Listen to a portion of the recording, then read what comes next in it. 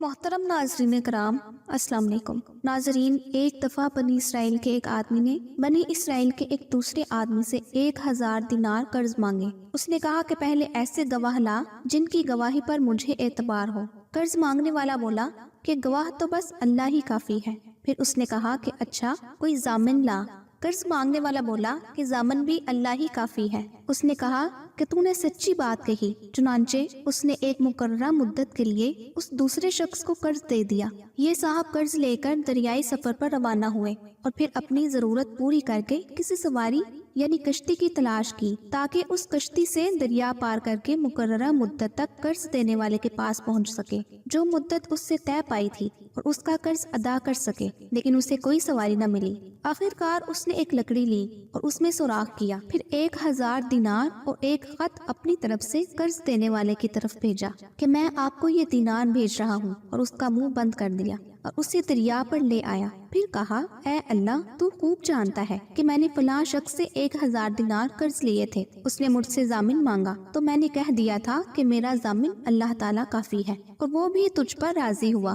اس نے مجھ سے گواہ مانگا تو اس کا بھی جواب میں نے یہی دیا کہ اللہ پاک گواہ کافی ہے، تو وہ مجھ پر راضی ہو گیا۔ اور تو جانتا ہے کہ میں نے بہت کوشش کی کہ کوئی سواری ملے جس کے ذریعے میں اس کا قرض اس تک مقررہ مدت تک پہنچا سکوں، لیکن مجھے اس میں بھی کامیابی نہیں ہوئی، اس لیے اب میں اس کو تیرے ہی حوالے کرتا ہوں کہ تو اس تک پہنچا دے۔ چنانچہ اس نے وہ لکڑی جس میں رقم تھی دریا میں بہا دی۔ اب وہ دریا میں تھی اور وہ صاحب قرض دار واپس ہو چکے تھے۔ اگرچہ فکر اب بھی یہی تھی کہ کسی طرح کوئی جہاز ملے جس کے ذریعے وہ اپنے شہر میں جا سکے۔ دوسری طرف وہ صاحب جنہوں نے قرض دیا تھا، وہ اسی تلاش میں بندرگاہ تک آیا کہ ممکن ہے کوئی جہاز اس کا مال لے کر آیا ہو، لیکن وہاں اسے ایک لکڑی ملی، وہی جس میں مال تھا۔ اس نے وہ لکڑی اپنے گھر کے ایندھن کے لیے لے لی، لیکن جب اسے چیرا تو اس میں سے دینار نکلے اور ایک خط بھی نکلا۔ کچھ دنوں بعد جب وہ صاحب اپنے شہر آیا تو مقروض کے گھر آیا، اور مقروض نے یہ خیال کر کے کہ شاید وہ لکڑی قرض دار کو نہ مل سکی ہو، اس نے دوبارہ 1000 دینار اس کی خدمت میں پیش کر دیے اور کہا کہ قسم ہے اللہ کی، میں تو برابر اسی کوشش میں رہا